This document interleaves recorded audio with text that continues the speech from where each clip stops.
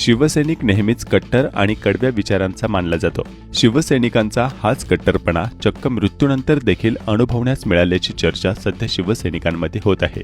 कारण पायट गावातील नेहमी भगवे उपरणे परिधान करणारे कट्टर शिवसैनिक म्हणून प्रसिद्ध असलेले बाबूराव रोंथळ यांचे निधन झाले।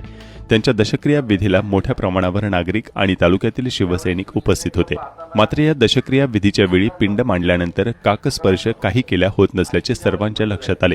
ही बाब लक्षात आल्यानंतर शिवसैनिक सुभाष मांडेकर यांनी बाबूराव रोंथळ यांना श्रद्धांजली पाहताना काकस्पर्श होत नसल्याचा उल्लेख करत त्यांची अपूर्ण काहीतरी इच्छा असेल असे सांगत बाबूराव यांनी आयुष्यभर भगवे उपरणे डोक्यावर बांधले। तीच परंपरा पुढील काळात पायट गावातीलच सुभाष डांगले जोपासतील आणि भगवी शाल व टोपी आयुष्यभर परिधान करतील अशी घोषणा करत सुभाष डांगले यांच्या खांद्यावर भगवी शाल टाकली आणि आश्चर्य म्हणजे त्याच वेळी काकस्पर्श झाला।